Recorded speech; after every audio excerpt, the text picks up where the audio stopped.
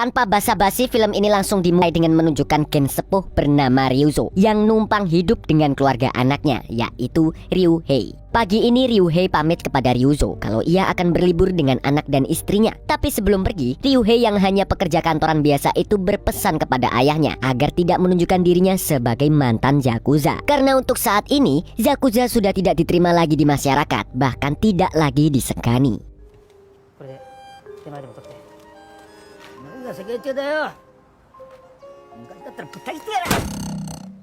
Malamnya Ryuzo pergi ke tempat permainan pachinko, yaitu permainan ketangkasan dan perjudian ala Jepang. Sialnya dia selalu kalah di permainan itu, sehingga digantikan oleh seorang yang lebih muda, yang kita panggil saja Panjul. Berhubung Ryuzo kalah terus, ia lantas pergi dan berpindah ke permainan lain. Tapi tak disangka ketika Panjul memainkan pachinko, dia malah menang besar, yang membuat Ryuzo jadi marah besar.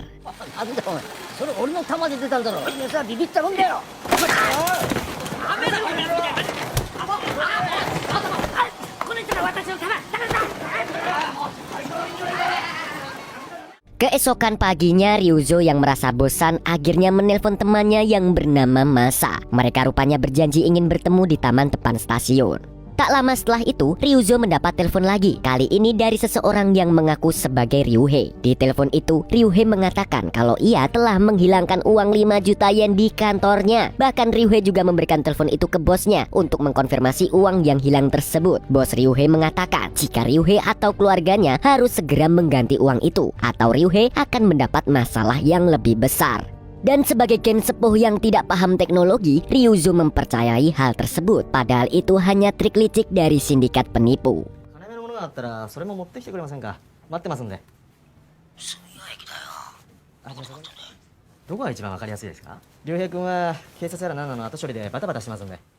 Siangnya, Ryuzo bertemu dengan seorang bernama Tukimin yang mengaku sebagai rekan kantor Ryuhei. Tukimin bilang dialah yang akan mengambil uang dari Ryuzo. Tapi bukannya memberikan uang, Ryuzo justru menunjukkan harta bendanya dari zaman ia menjadi Yakuza. Tanpa diduga, benda-benda khas Yakuza itu justru membuat Tukimin ketakutan. Apalagi ketika Mbah Masa juga datang. Lalu ia mengintimidasi Tukimin. Tanpa pikir panjang, Tukimin memilih lari menjauhi dari gen sepuh tersebut.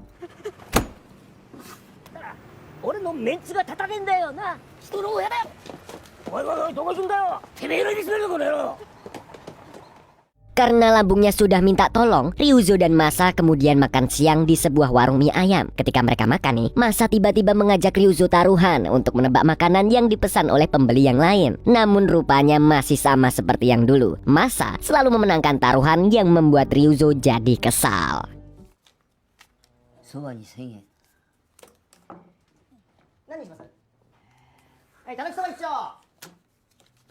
Mereka pun masih terus bertaruh hingga seorang kakek datang dan juga ingin membeli makanan. Lagi-lagi Masa dan Ryuzo bertaruh untuk menebak pesanan si kakek itu. Yang tak disangka-sangka, kakek tua itu malah memesan daging, di mana menu tersebut hanyalah hidangan spesial yang tidak ditulis di dalam menu. Menyadari hal itu, Masa justru naik pitam yang langsung diusir sama pemilik warungnya.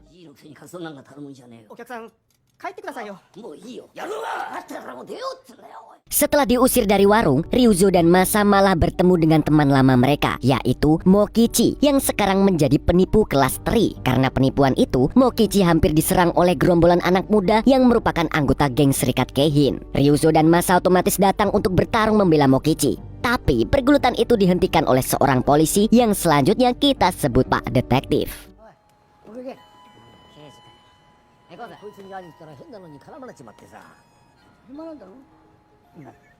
Pak Detektif akhirnya menjelaskan bahwa Serikat Keihin jauh lebih sulit ditangkap dibanding Yakuza karena mereka hanya mengaku sebagai geng motor. Padahal yang ada di dalam Serikat Keihin juga melakukan penipuan, pencurian, dan perdagangan barang haram. Hal itu membuat Pak Detektif geram, tapi dia juga masih mencari cara untuk menangkap mereka.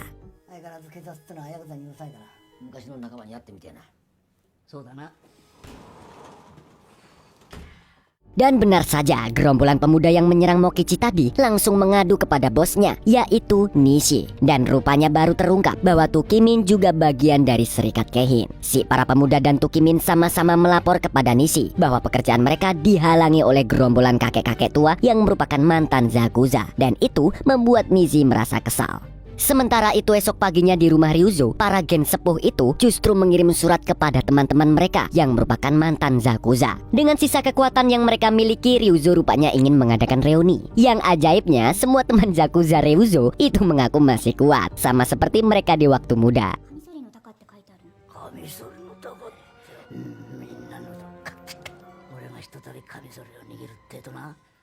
Namun tak disangka di lain tempat, Ryuhei yang seharusnya tengah berlibur tiba-tiba ditelepon bosnya karena kantor mereka menghadapi sebuah masalah. Ryuhei pun terpaksa meninggalkan istri dan anaknya karena ia harus pulang untuk menyelesaikan masalah tersebut. Rupanya kantor Ryuhei tengah didemo masyarakat. Teman Ryuhei yang akan kita panggil Andi itu menyarankan Ryuhei agar melapor kepada ayahnya. Saran itu pun sontak ditolak oleh Ryuhei karena dia tidak ingin ketahuan sebagai anak mantan Zakuza. Setelah itu, Ryuhei pun pulang ke rumah dan mendapati ayahnya sedang minum-minum bersama teman-temannya. Hal itu kontan membuat Ryuhei sangat marah karena dia sudah berpesan kepada ayahnya agar tidak menyentuh lagi dunia Zakuza. Mendengar kemarahan itu, Ryuzo justru berbalik marah dan Ryuhei langsung mengusir ayahnya tanpa merasa kasihan.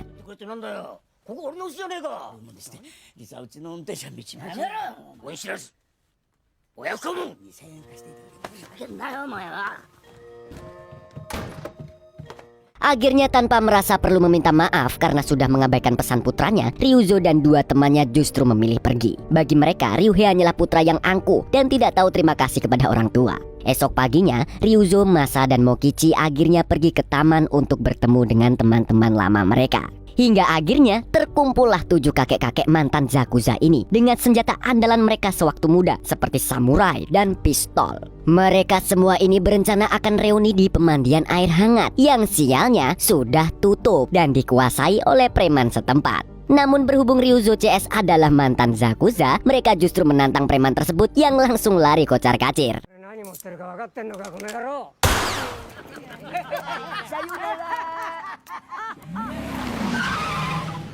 Peristiwa itu membuat para kakek tua ini merasa bersemangat. Mereka jadi semakin percaya bahwa Zakuza masih ditakuti oleh masyarakat. Maka dari itu, kakek-kakek ini lantas membentuk keluarga baru, sama persis seperti dulu. Dan mereka pun segera memilih ketua yang dipilih berdasarkan skor tertinggi dari jumlah kasus mereka di masa muda. Yang kebetulan sekali Ryuzo mendapat skor paling tinggi, sehingga ia diputuskan sebagai ketua, didampingi oleh Masa yang menjabat sebagai letnan, dan kelima temannya yang lain menjadi antek-anteknya.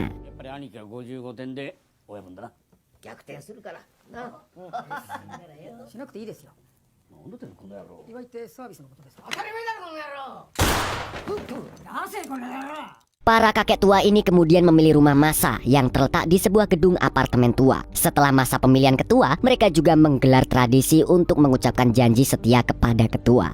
Keesokan paginya, mereka tiba-tiba didatangi oleh seorang pemuda yang katanya ingin memperbaiki keran air. Tanpa pikir panjang, Masa menerima orang tersebut dan membiarkannya memasang filter di keran untuk menyaring air minum dari kotoran.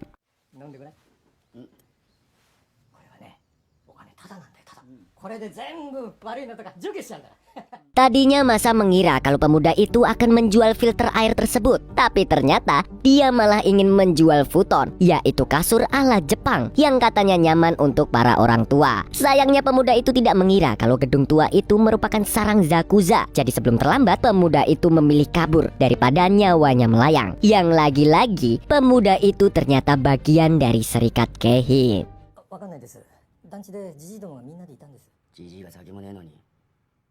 Sementara itu, setelah menyadari bahwa para kakek ini masih ditakuti, Ryuzo pun memikirkan sebuah nama untuk kelompok mereka. Dan karena Ryuzo memiliki tato naga, mereka pun memutuskan menamakan diri mereka sebagai Naga Satu Liga. Setelah itu Ryuzo mengajak antek-anteknya untuk mengunjungi ketua Sakaki, yaitu bos yang dulu memimpin banyak kelompok Zakuza. Sayangnya Sakaki sudah wafat 5 tahun lalu dan sekarang digantikan oleh putranya. Putra Sakaki tersebut mengaku kalau perusahaannya sekarang tidak lagi bekerja sama dengan Zakuza, mengingat pemerintah sudah mengeluarkan undang-undang anti Zakuza. Sebagai gantinya, putra Sakaki tersebut justru menawarkan produk perusahaannya, yaitu keran air dan futon orang tua, sama seperti produk jualan pemuda tadi pagi.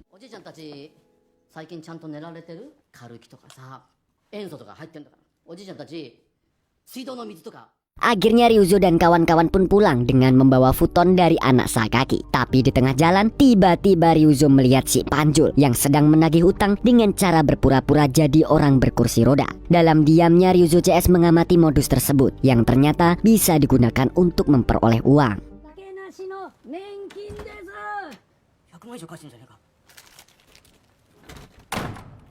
Ryuzo dan antek-anteknya pun tertarik dan mereka langsung memaksa si Panjul untuk mengajak mereka mencari uang dengan cara tersebut. Berhubung si Panjul merasa ketakutan, mau tak mau dia pun mengangkut para kakek tua ini dan mengajarinya cara menagih utang dengan kursi roda. Kali ini Masa berperan sebagai kakek lumpuh yang ingin meminta uang, tapi bukannya mengundang belas kasihan, Masa justru membuat si korban merasa sangat ketakutan.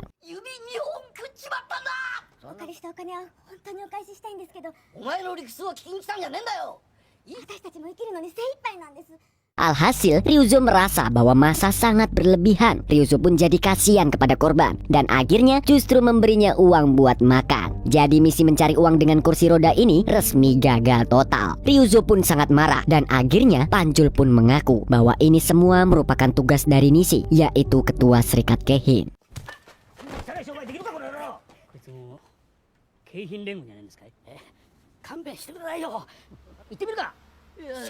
Maka keesokan harinya Ryuzo dan antek-anteknya langsung mendatangi gedung Keihin untuk menemui Nishi. Meskipun takjub kalau Serikat Keihin ternyata punya gedung yang sangat bagus, Ryuzo dan teman-temannya tidak punya rasa takut untuk mengingatkan Nishi bahwa merekalah yang berkuasa di tempat ini. Oleh karena itu, Ryuzo pun mengusir Nishi sebelum Ryuzo akan menghabisinya. Tapi sebelum itu terjadi, polisi pun datang dan justru meminta Ryuzo untuk pergi.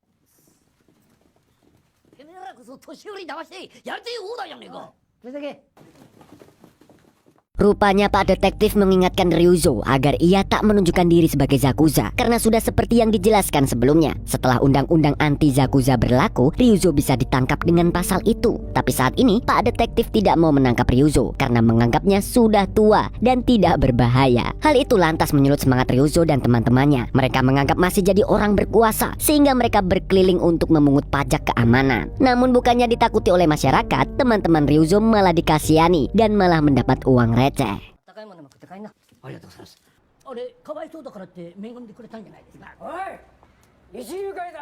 Ryuzo dan kawan-kawannya lalu melanjutkan perjalanan hingga mereka melintasi para pendemo di depan kantor Ryuhei. Ternyata Ryuzo tidak tahu bahwa kantor tersebut adalah kantor putranya. Dia justru bertemu dengan kawan lamanya yang bernama Yasu, yang dulunya merupakan aktivis dan sekarang menjadi pemimpin demo.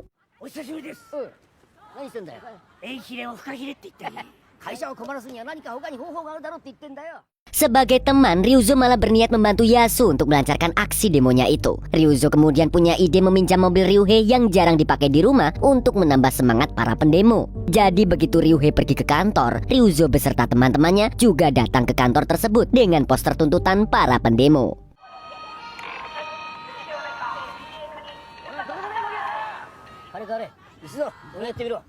Tak disangka kedatangan mobil tersebut membuat Ryuhei dan temannya si Andi jadi ketar-ketir. Andi khawatir jika perusahaannya akan merugi semakin besar. Akhirnya dengan sangat terpaksa, Ryuhei keluar dari gedung dan menemui para pendemo. Pada saat itulah, Ryuzo menyadari kalau kantor yang didemo oleh masyarakat adalah kantor putranya sendiri. Ryuzo pun jadi ketakutan. Ia tidak ingin sang putra melihatnya karena Ryuhei selalu merahasiakan kantornya itu. Oleh karena itu, Ryuzo pun bersembunyi dan menyaksikan putranya lari ketakutan setelah menghadapi para pendemo.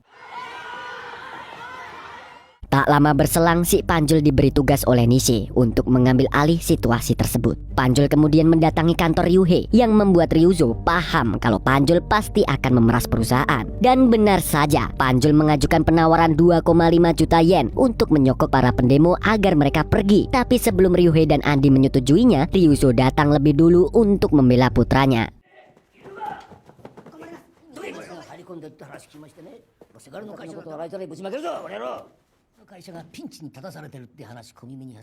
Di sini Ryuzo datang bukan sebagai perwakilan para pendemo. Dia datang karena ingin menyelamatkan putranya dari akal bulus si Panjul dan Serikat Keihin. Akhirnya gara-gara kehadiran Ryuzo, Panjul pun jadi trauma. Dengan sangat kesal, ia lantas pergi dari sana. Dan sekarang giliran Ryuzo yang mengajukan penawaran. Sebagai mantan Zakuza, Ryuzo meyakinkan Andi bahwa ia bisa mengusir para pendemo. Tapi Ryuzo meminta uang 2 juta yen sebagai pembayaran uang keamanan.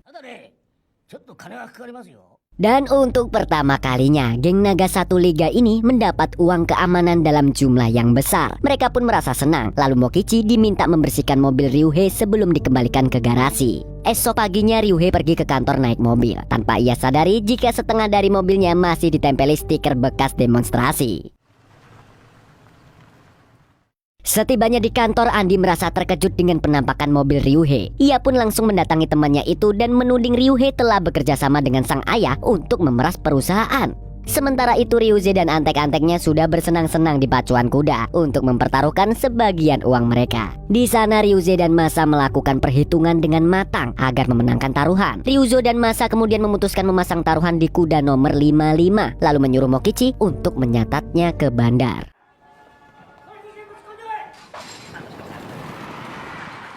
Sesaat kemudian balapan kuda itu pun dimulai. Tanpa disangka Ryuzo dan Masa berhasil menebak pemenang di balapan tersebut. Mereka pun langsung membayangkan kemenangan 3.000 yen atas taruhan itu. Tapi sialnya Mokichi salah paham. Setahu Mokichi, Ryuzo meminta pasang taruhan di kuda nomor 55. Mokichi malah memasukkan nomor 35 karena jari Ryuzo yang sudah tidak genap lagi.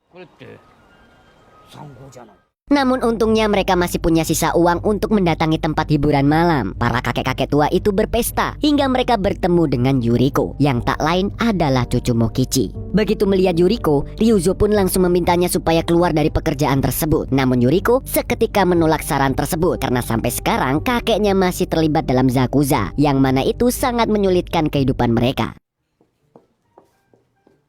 Sementara di sisi lain, Yuriko sebenarnya punya pacar yang tergabung di Serikat Keihin. Pacar Yuriko yang kita panggil Yanto itu kemudian melapor kepada Nishi. Dan Nishi langsung meminta anak buahnya bersiap untuk balas dendam kepada Ryuzo CS melalui Yuriko. Maka esok malamnya Yanto menjemput Yuriko dari tempat kerjanya. Yanto lalu berkata kalau bosnya, Nishi, ingin mengundang Yuriko ke kantornya. Hal itu pun otomatis membuat Yuriko merasa ketakutan, sehingga ia melapor kepada kakeknya. Dan keesokan harinya Mokichi pun datang ke kantor Serikat Keihin dan menyamar sebagai kurir GoFood. Setelah berhasil memasuki gedung tersebut tanpa kendala, Mokichi lalu segera bersembunyi di toilet dan berniat menghabisi Nishi di sana. Sayangnya ketika Mokichi mencoba bersembunyi, ia baru menyadari bahwa rupanya ia berada di toilet wanita.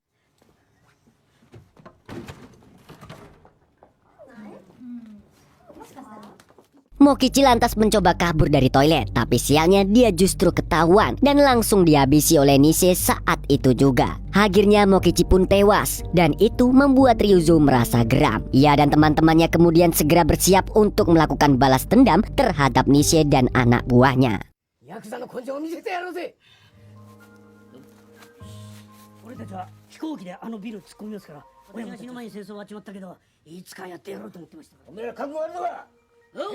Sebelum melakukan penyerangan, kakek-kakek Naga Satu Liga ini menelpon keluarganya untuk mengucapkan terima kasih dan meminta maaf. Mereka menganggap bahwa penyerangan ini adalah hal yang berbahaya dan membuat mereka tidak bisa pulang ke rumah. Namun lucunya, Ryuzo yang menelpon Ryuhei justru dianggap sebagai penipu karena selama ini Ryuzo tidak pernah meminta maaf ataupun menyesali perbuatannya di hadapan Ryuhei.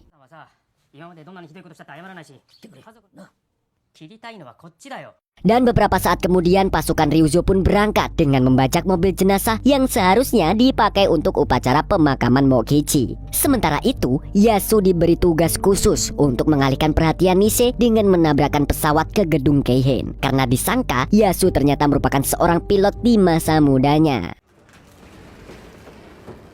Sialnya di saat Ryuzo CS sudah sampai di depan gedung Keihin, Yasu justru tak kunjung datang. Karena Yasu yang sedang terbang malah ingin mendarat di pantai, di mana akhirnya ia ditangkap oleh tentara angkatan udara. Di lain tempat, Ryuzo lama-lama tak sabar menunggu kedatangan Yasu. Ia pun memutuskan untuk langsung memasuki gedung dengan menemui Nishi. Namun sebelum itu, Masa membagikan topeng supaya mereka seperti perampok yang sulit dikenali. Dan sesaat kemudian Ryuzo akhirnya berhadapan langsung dengan Nishi. Sudah seperti yang diduga, Nishi ternyata tidak mengenali mereka, sehingga Ryuzo CS langsung menyerangnya.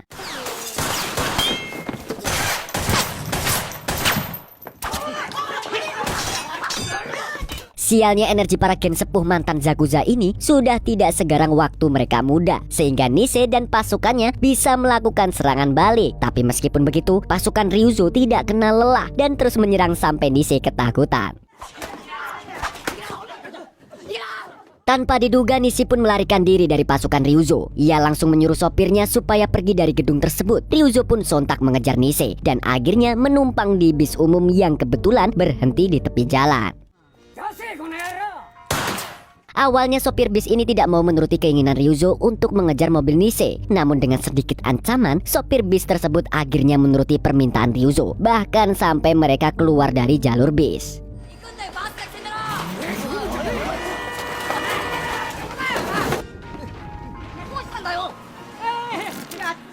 Kekacauan itu pun membuat polisi langsung turun tangan. Sementara itu, Nise justru memasuki area pabrik dan akhirnya menemui jalan buntu. Nise kontan semakin panik dan ingin putar balik, tapi akhirnya